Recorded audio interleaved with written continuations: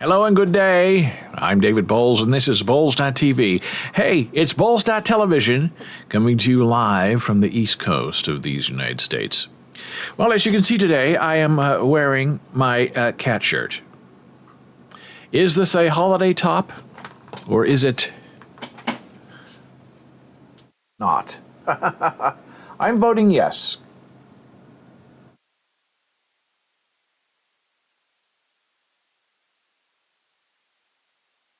Cats everywhere.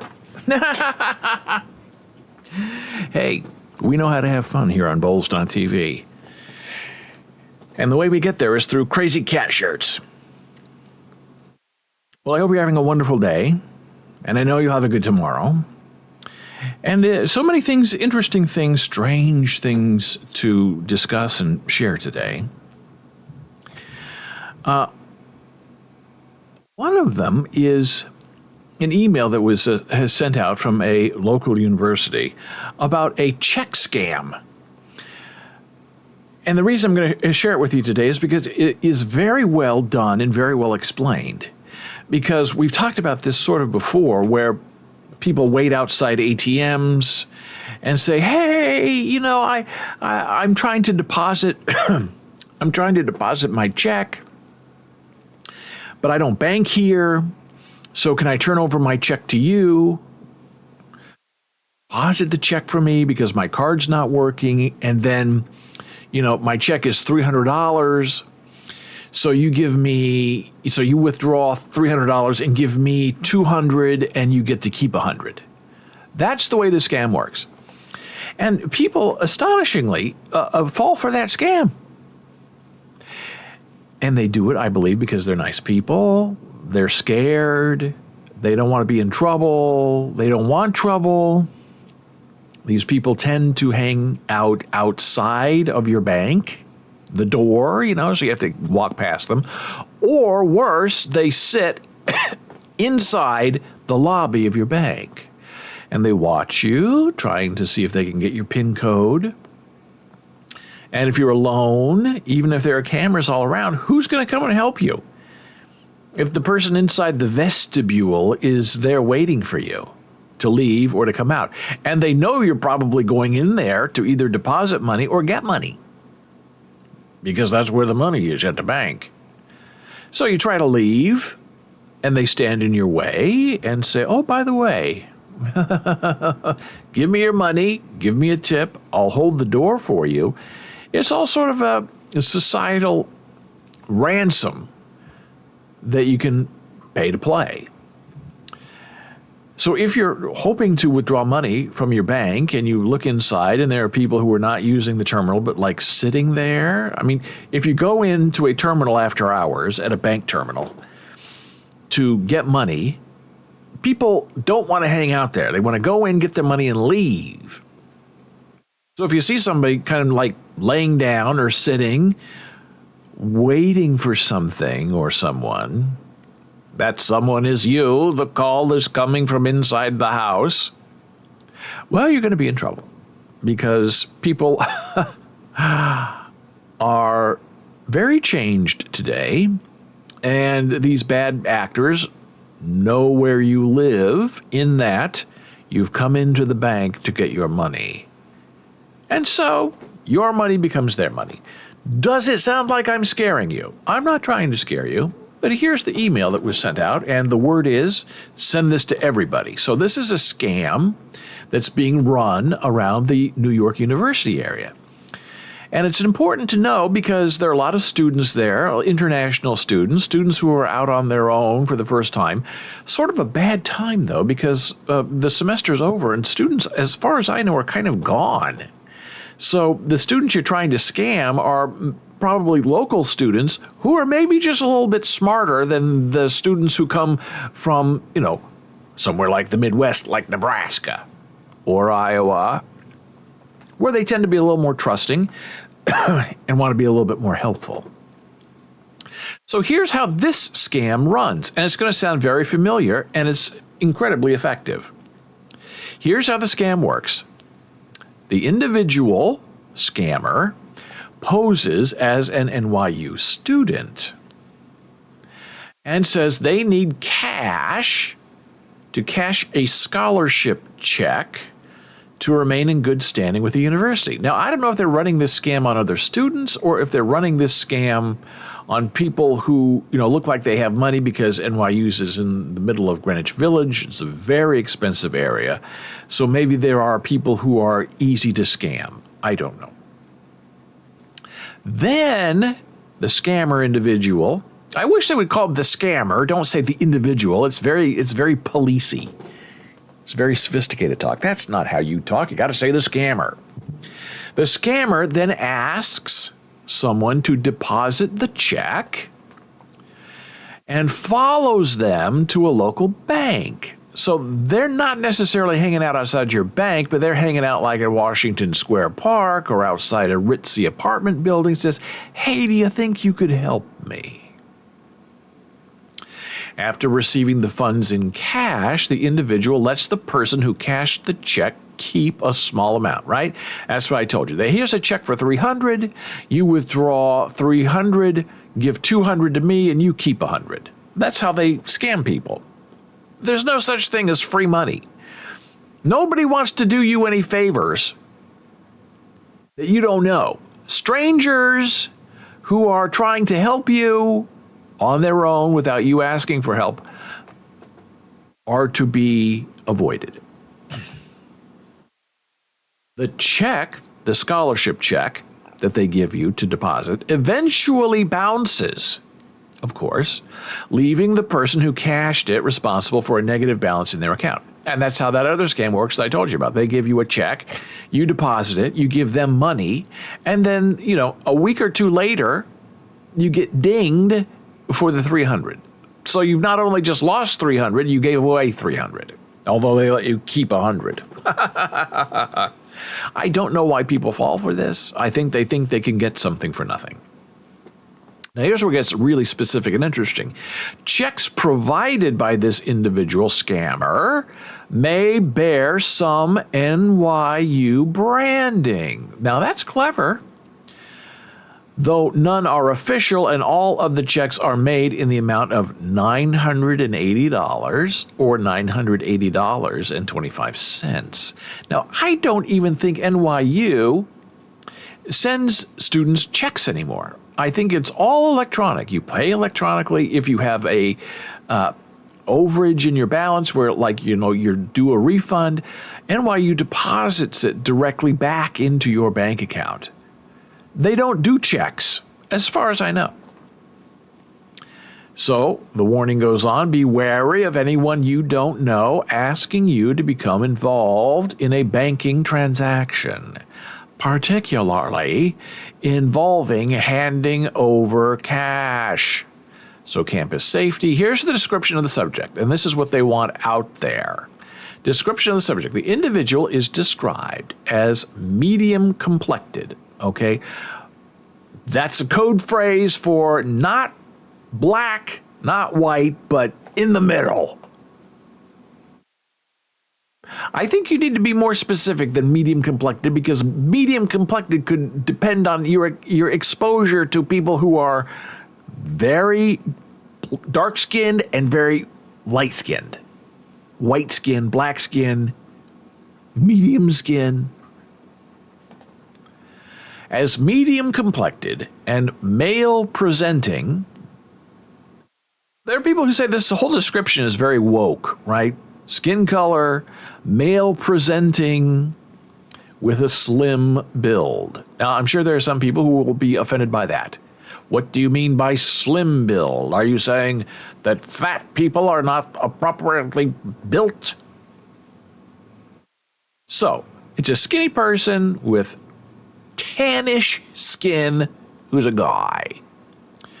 The individual, I wish I would say scammer, has been observed on multiple occasions. Once wearing a dark NYU branded hoodie and camouflage print skull cap, white face covering, and brown pants. A second time, he was seen wearing a black tan fur hooded knee-length Canada Goose coat, which is very expensive. In addition, I guess if you're scamming people out of money $900 at a time, in addition to a camo print skull cap, orange face covering, black gloves, dark blue jeans, and black sneakers.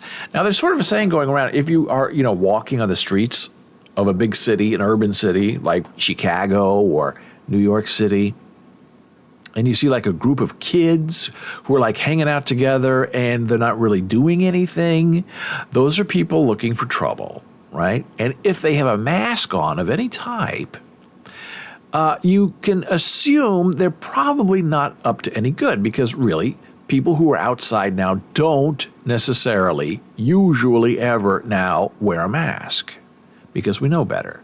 So if they have any kind of mask on, that is a warning to you to be very careful. And I saw online today a video from someone's home, and they had the blow-up inflatable doll things, Santa Claus, reindeer. And I guess it was a nice area, nice home, lighted up, $500, 2 different displays. And they had video of these group of kids, 5 or 6 of them, coming in and kicking the display, destroying $500 worth of holiday fun. So that's where we are today. So this is the description of the subject. Now, NYU and other universities in the area send out these warnings, but they very rarely present video evidence, images. And that's a really good thing, because visually it really helps give you an idea of what they're talking about. Here is the NYU branded clothing, the Canada Goose outfit, and here is an even better image of it, a little bit bigger, right? Of the NYU, the camouflage skull cap, the mask that's down. This guy looks to me to be a little bit older than the typical NYU student. Here's the Canada Goose outfit, the camo pants, the camo hat, the orange mask. Now, see, people would think, oh gosh, a person wearing a mask outside, a surgical mask, isn't that a wonderful person? That's a person who cares about me and cares about themselves. Or if you're trying to scam somebody out of $980 and you're wearing your mask, it makes it really hard to identify you.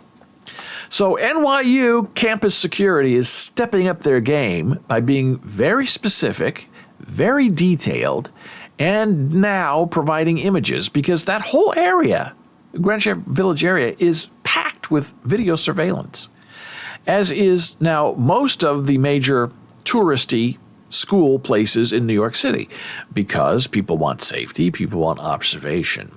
So this really helps get the word out in a positive way. Hey, what else is in the news? Oh boy.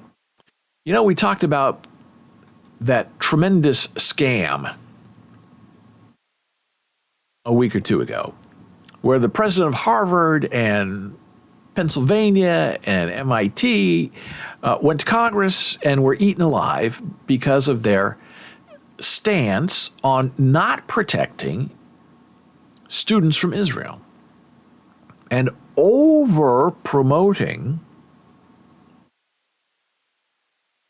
the Hamas / Palestinian protests on campus. I still don't understand them. I don't understand how Hamas, a terrorist organization, can get more sympathy than people who were terrorist attacked. So the president of, I believe, Penn, was a white woman, was removed from office. I guess she quit as president. And the liberal media and the hard right went after her. Now it's Harvard's turn. And these same people, I think the far left and the far right, are targeting the president of Harvard University. And this is what happens when you take a wishy-washy stance. Fight yourself to get beat up, investigated, and bullied. Now, if you take a strong stance, yes, Palestinian students can say whatever they want to on my campus because I believe in free speech. Okay, you open yourself up to getting beat up verbally, but at least you're having a stance.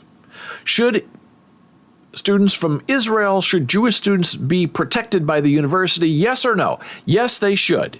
Okay, you're taking a stance.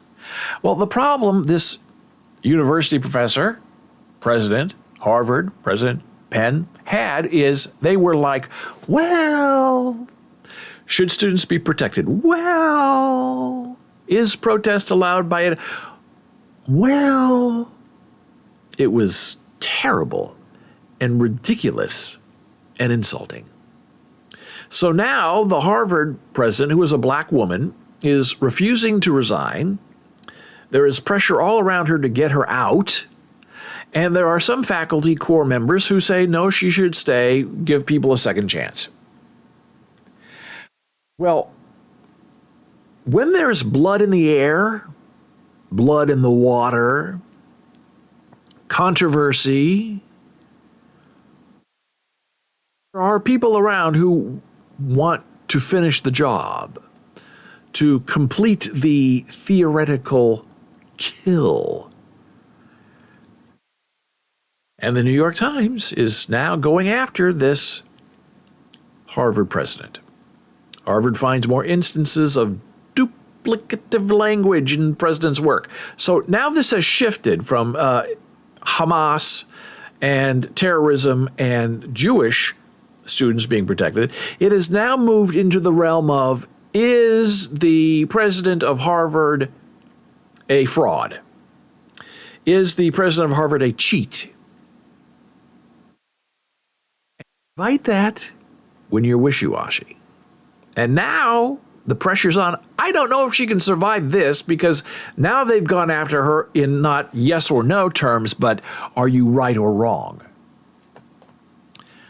Claudine Gay has faced growing criticism of not only her response to anti-Semitism on campus, but also now her scholarship. So if you can't get her on free speech, you're going to go after her intelligence. You're going to go after her research. Not me, other people. This is what the New York Times is reporting. Harvard University, in the face of mounting questions over possible plagiarism in the scholarly work of its president, Claudine Gay, said on Wednesday that it had found 2 additional instances of insufficient citation of her work. And this is where they start digging and going after you and making trouble. Issues were found in Dr. Gay's 1997 doctoral dissertation. That's how far back they went to get her, in which Harvard said it had found 2 examples of duplicative language without appropriate attribution. It can happen. Should it happen? No. Is it a bad thing? Yeah. Can you go back and fix it? Sure. But when you're being very pious and you're saying, well, Jewish students, well, should they be protected? Palestinian protests on campus, is that allowed? Well, it's context. Okay. You're going to live and die on the hill of context. People are going to come after you with a context that you created by not doing a perfect job on your scholarly research. Last week, Harvard said the earlier review had found 2 published articles that needed additional citations and that Dr. Gay would request corrections. President Gay will update her dissertation correcting these instances of inadequate citation, said the university on Wednesday of the additional findings. That was yesterday. This news was an embarrassing development for the university, which has sought to quell tumult over Dr. Gay's leadership in recent weeks. On Wednesday, a congressional committee currently investigating Harvard sent a letter to the university demanding all its documentations and communications related to these allegations. Oh, this is going to be difficult to survive, is my prediction. She's marked.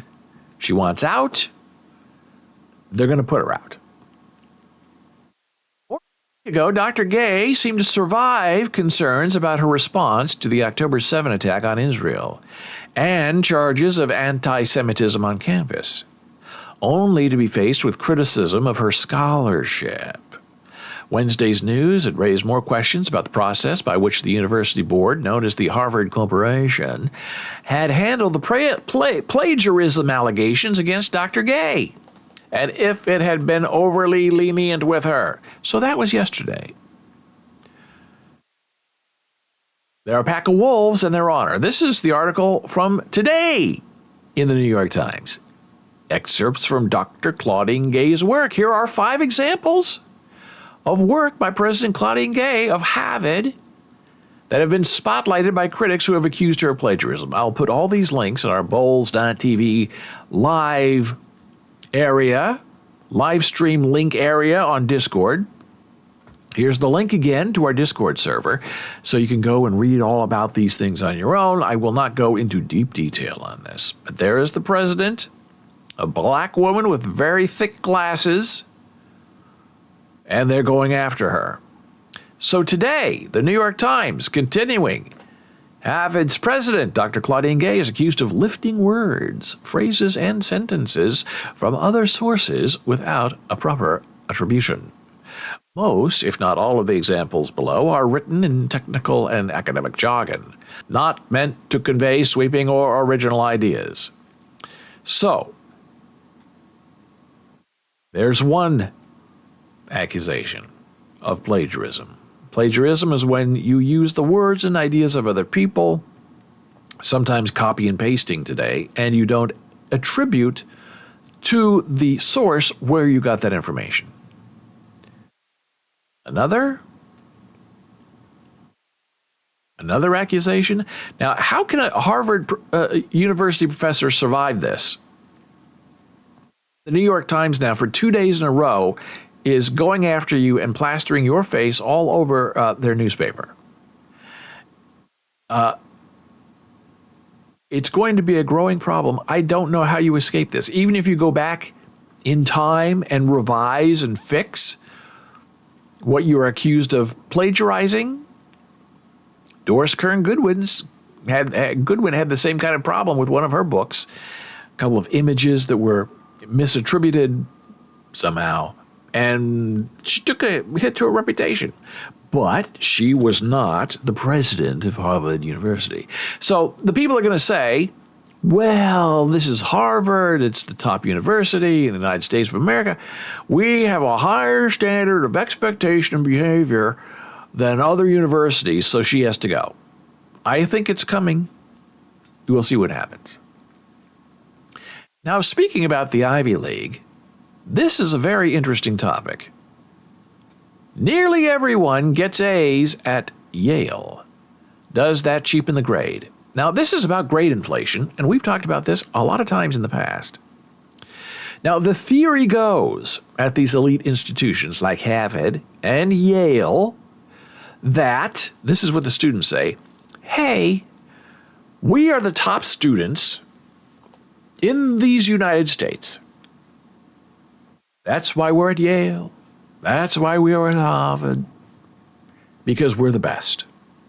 So therefore, and ergo, all of us are A students.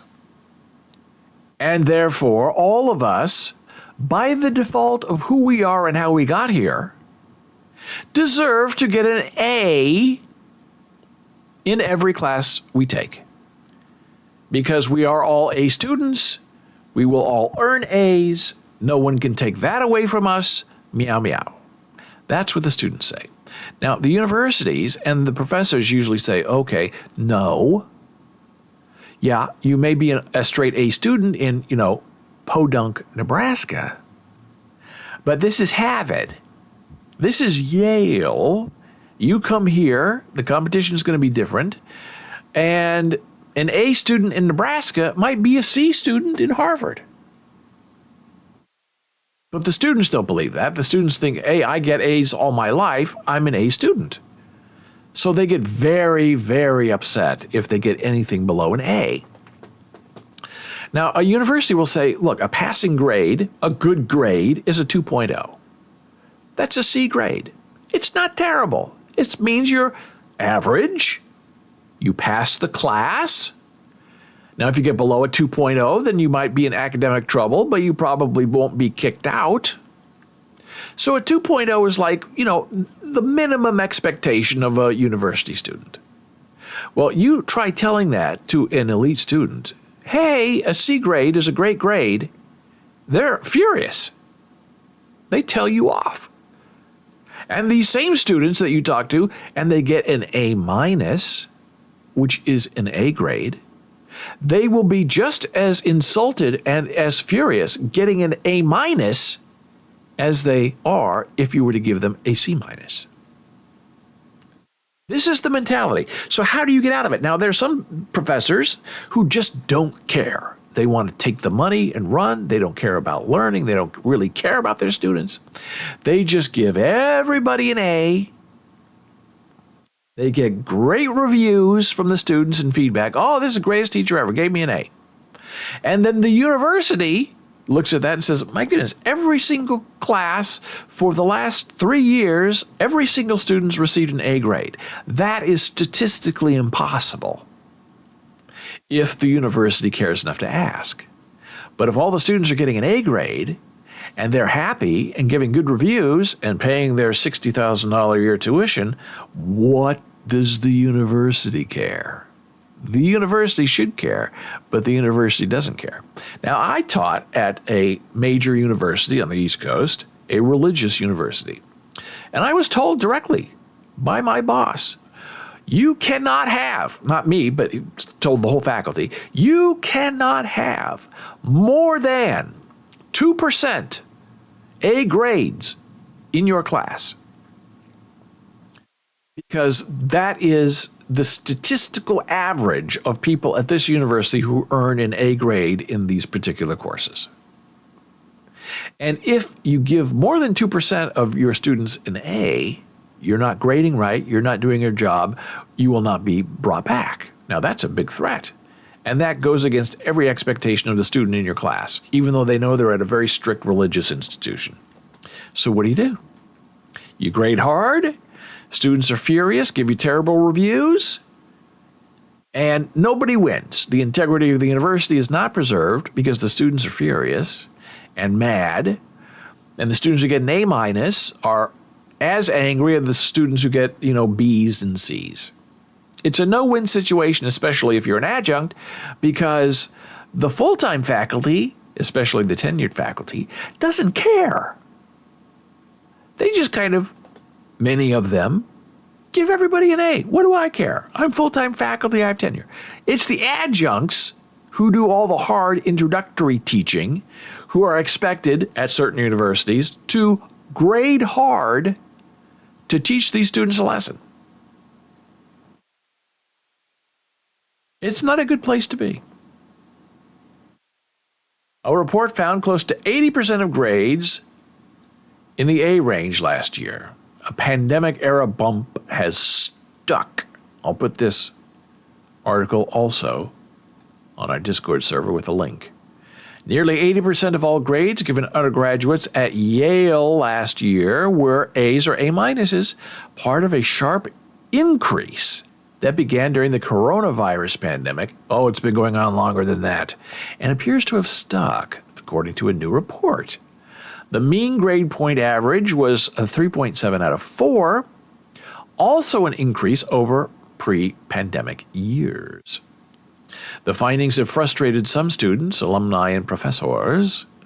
What does excellence at Yale mean, they wonder, if most students get the equivalent of excellent in almost every single class? When we act as though virtually everything that gets turned in is some kind of an A grade, what Where A is supposedly meaning excellent work, we are simply being dishonest to our students, said Shelley Kagan, a Yale philosophy professor known for being a tough grader. That's not a reputation you want to have on campus. Now, if you're protected by tenure, you're okay. Otherwise, the students will go after you, especially if they know that you're an adjunct and you're disposable.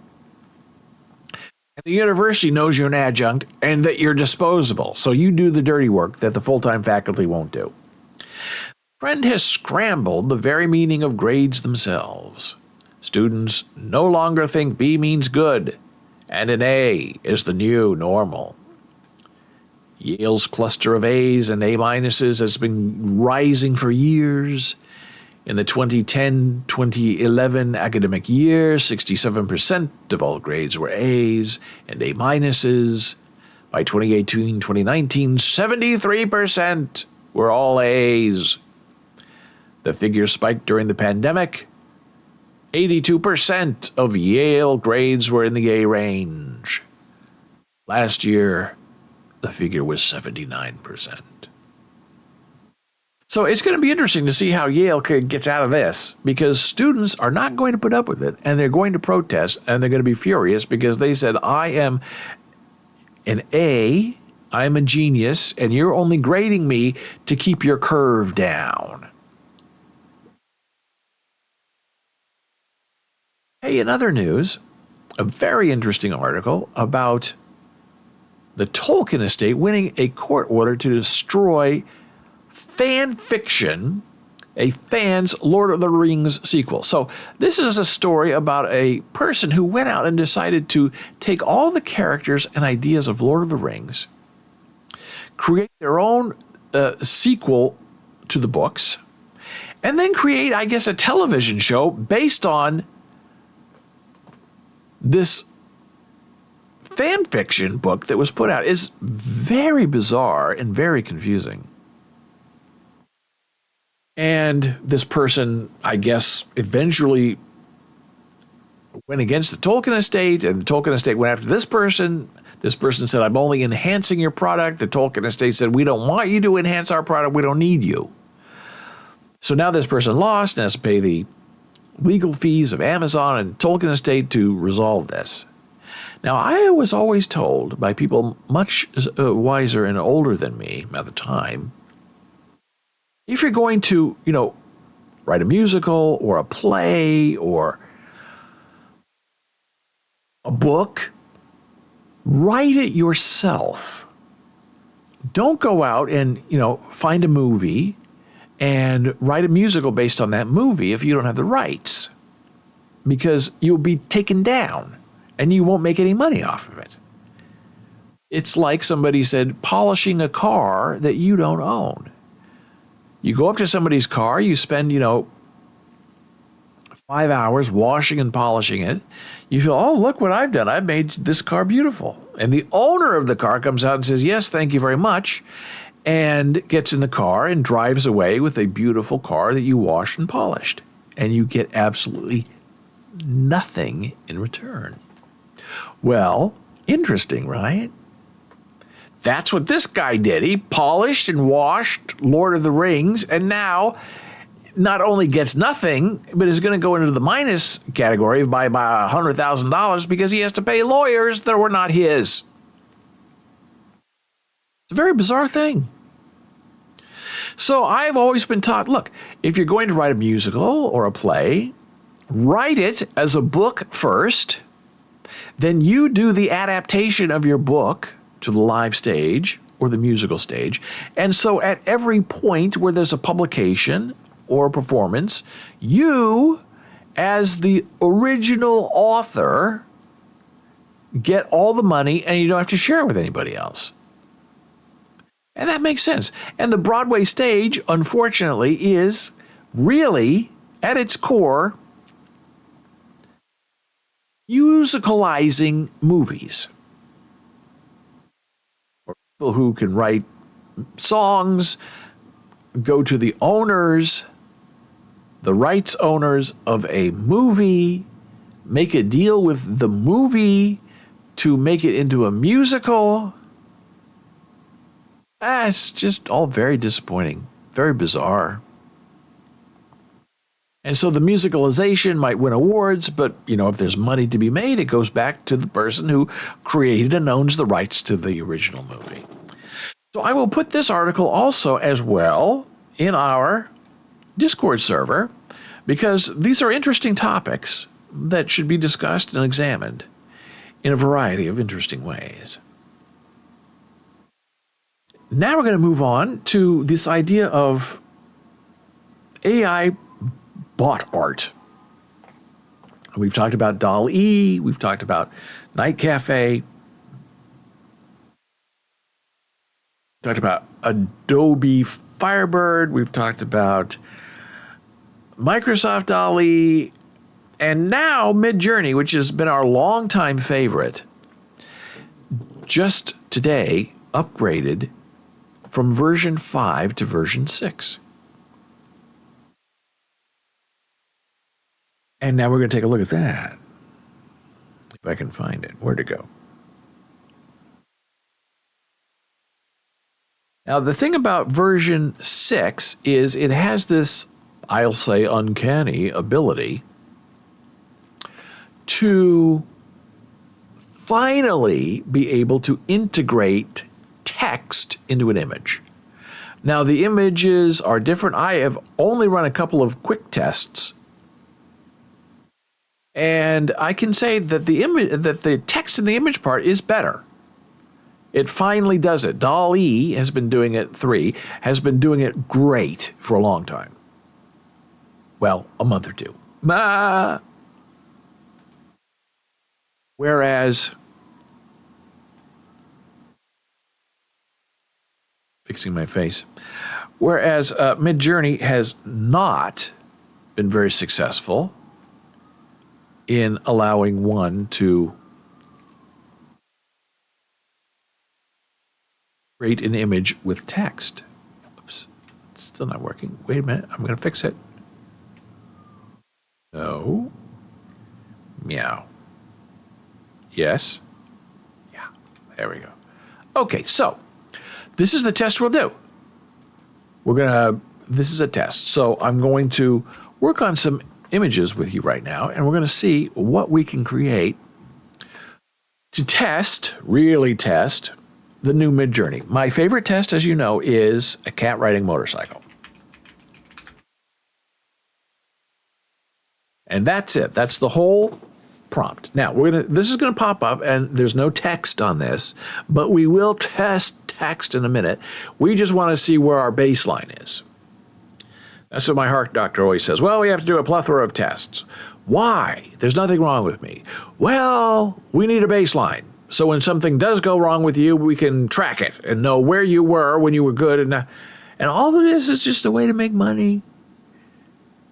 Get referred to, his friends and your friends and their friends, and everybody's, getting paid by your insurance company, so we can have a baseline for you, even though there's nothing wrong with you. And I find that interesting because I have technically been pre-diabetic for, I think, 35 years, and I have been technically pre-glaucoma for about 40 years. So I have realized that if you are alive and living, if you are pre-anything, you're pre-everything. I'm pre-pregnant, I'm pre-death, I'm pre-BMI. You're pre-everything, right? That's the game, the healthcare game. Okay, now this is going to be very slow because everybody's playing with version 6 today. So this is cat riding a motorcycle, okay? These are really great. So I'm going to update all of these because it's very fun. And then we're going to make them bigger. So this is version 6 that we have right now, okay? We have not put any text anywhere. And then you click on this and you get a bigger version of it. This is a painting style, which is fine because I didn't add style. I didn't add requests. All I did was say, give me a cat riding a motorcycle, which is what this is. Here's another one of a cat riding a motorcycle. I really, really do like this quite a bit. Here we go, cat riding a motorcycle. Okay. Is it the assignment? Yes. Is it an A or an A minus? I would say so far it's an A. Now we're going to try to put in some text. So we type imagine. Okay, so we'll do a logo thing because logos are always fun and very hard to create. Unless, of course, you're with, the Midjourney people. So I will type, what do I want to see a logo for? We'll try a tricky one. Yeah. Logo for, and then you put it in quotes, which I've always done, but now it's actually required if you want something to be put in quotes. Prompt a logo for Boles.com. Now, usually it's Knowles. The dot is missing from .com. We'll see what this new version of Midjourney will give us back. I hope that it will go well, but you just don't know. But I'm glad that finally, after a year, that when you put something in quotation marks, that Midjourney knows, okay, that is text that I want created. And you could try that same thing with Bing Image Creator, which is DALL-E 3, and the actual DALL-E 3, and put it in quotes. And 90% of the time, it will try, not always successfully, to give you that text in your image. Now, I can already see this is not going to go well because you want the Boles.com to be integrated into the heart of the image, so I need to figure out now, and they warned us about this in the Midjourney Discord server, that you have to learn a whole different language of how to talk to the new version 6 of Midjourney. So let's take a look at this. What do we get? For some reason, Boles gets a bowl back. I don't understand that. So these are the 4 examples. None of it very exciting, but I will say interesting. So I'm gonna blow all these up, and then I'm gonna try something different to see if I can get it to integrate it a little bit better. I'm not. So see, they just add the text at the bottom. That's not a logo to me. A logo integrates the text as the logo. So here you get it twice, Boles.com here and Boles.com up here. Now I can put these in Photoshop or whatever and edit all this out, but what's the fun of that?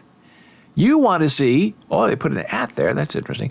You want to see what your bot's going to do for you. And this was, I don't even know what this means. Boles.com, a troll.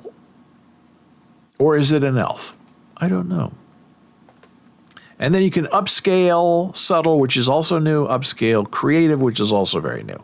I don't know what any of that means. Maybe I should try it. We'll upscale subtle, and then we'll upscale creative and see what we get. Now, I have over like 110,000 images created so far in Midjourney, which is either really fantastic or super pathetic. All based on your experience. So this is at 0%, and it's creating. So while that's doing that, I'm going to see if I can get this to refine a little bit. Boles.com logo, where the text is the logo. We'll see what happens. I'm not completely confident that's going to do it. And maybe I should have said it a couple of times so the point gets across.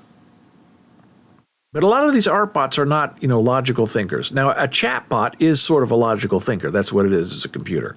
So if you can figure out, the key phrases and the words to use to get your art back right, then it's okay. Then it works out. Okay, so I see a bee and another ram or a bull. Not exactly. Maybe I need to be more specific. Boles.com as like a fingerprint or something. Okay, so this is finished. What BOLES? Don't know what this is. Boles.com with a big B. Weird. A ram. And I have no idea what this is. Might just have to bump these up. So this is redo. This is the subtle redoing of the troll. Okay. Other ones are still coming. So we'll update the 2 and the 4, and then I've got to try to see if. Oh, here's the. Say. I don't know why that's a Boles logo. So let me see if I can refine this a little bit better. Boles.com as a fingerprint. We won't call it logo because maybe logo to that means an image plus text. I want the text to be the image. And DALL-E 3 eventually will get there. I have never seen Midjourney get there. So that's why I'm hopeful with this version 6 update that there's a way that we can get it to do actually fire up. I don't know if it's going to be possible or not, but I am hopeful.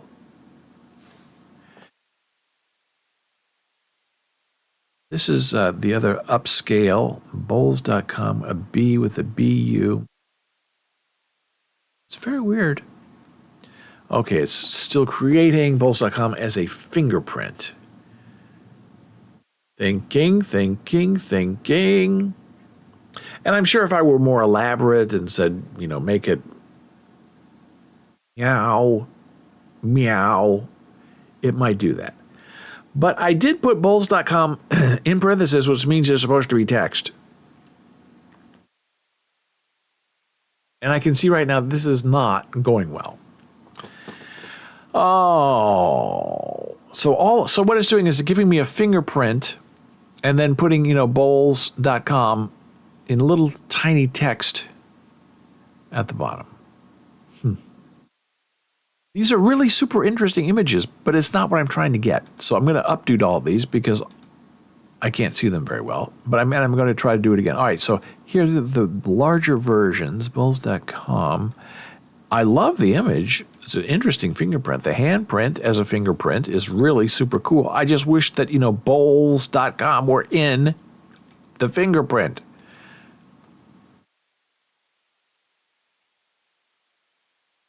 So I will try this again.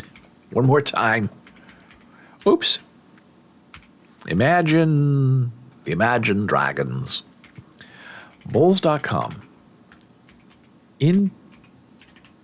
Integrated as part of a fingerprint logo. We'll just say it this time. Because that was super artistic with the fingerprints, but the Boles.com wasn't there. So there's something I'm missing. And version 6 for Midjourney is in alpha. There's alpha testing, there's beta testing. Beta testing is like the most interesting and widespread. Alpha testing is like this is super raw and we'll see what happens to you. You're on your own. But they say they've been alpha testing on their own for 9 months for version 6. So they just, as a Christmas gift, offered it to people. This is the subtle upgrade, redo of the Boles.com troll. I like the upgrade better. You can see the text is here, the text is here, the text is here, the text is here.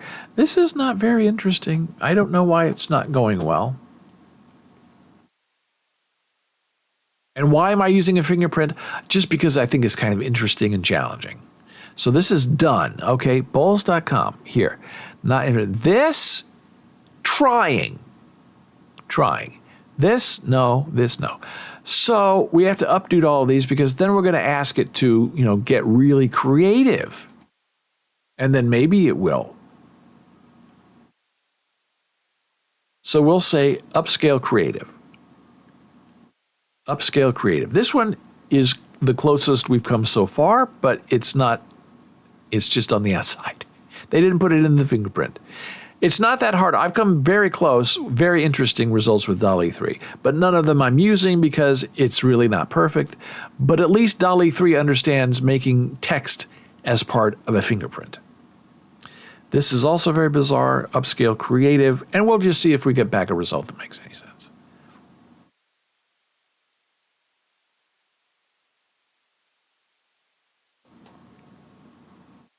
If you have any questions about this, how does this work? What are you doing? What is Midjourney? How does this work?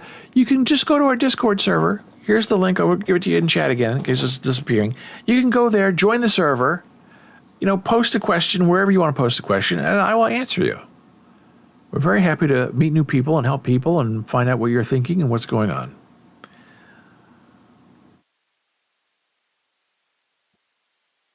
We are at peak use time for anything. If you want to get images created or if you want to talk to your chat bot, the worst time to try to do that are between 11 a.m. Eastern and 2 p.m. Eastern. It's like a 3-hour window where everything starts melting.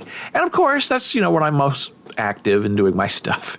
It's much better if you want to get this kind of reaction to do it like at 7 p.m. Eastern, because the people who are using ChatGPT and these image creations for work are usually, if they're in the office, home or traveling home. And when they get home, they don't want to get back on the computer and, interact with ChatGPT or an AI bot. They just want to be left alone. Or in the very early mornings, like 5 a.m. Eastern, 6 a.m. Eastern, and you're interacting with your art bot or your text bot, you will get back some very interesting iterations if you can just be patient. And that's what I do. I try to go, ask my questions, write my stories, collaborate with my bots. And that's, like a half hour, 45 minutes of, a lot of conversation. And a lot of these bots, you get timed out after you ask a certain number of questions. So then, when it's busy time, that's when I let the timer kind of run. And then after the busy time, I get back on and ask my next questions, my next half-hour session. And then I know they're going to cut me off, so I stop. And then I wait another 3 hours. So if you do it right, you can have 3 really good productive conversations that avoids the Eastern Standard Time midday crunch, as they say. So these are, I guess, are our creations. Okay, so they're slowly getting there. And none of these are right. And sometimes, in order with the old Midjourney to get, BOLES to be put in a logo, in a scene, it would sometimes take 100, 200 times of redoing it to get the result. And I have friends who said, just take the image you like and put it in Photoshop and type in Boles. I said, I know I can do that. But that's not the idea. That's not the accomplishment. The accomplishment is to find a way to get your AI art bot to do it. Okay, so, a fingerprint with Boles.com in the corner. If this is the first iteration of Midjourney version 6,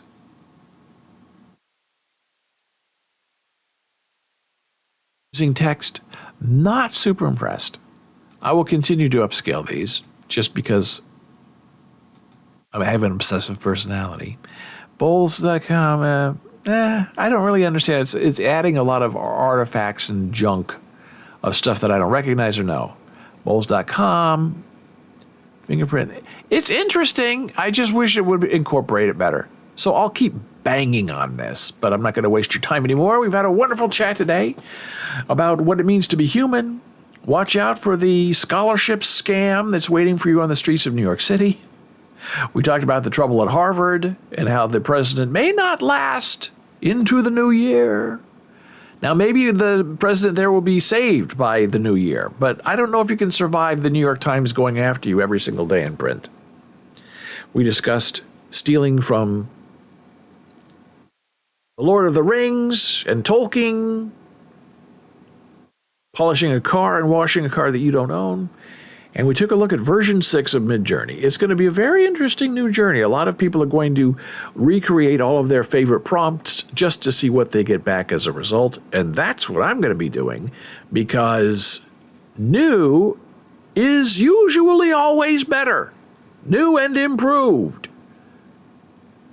So until next time, I thank you so much for being here. I'm David Boles. This has been Boles TV. You can find us on our Discord server. Hey, it is discord.gg/BOLES.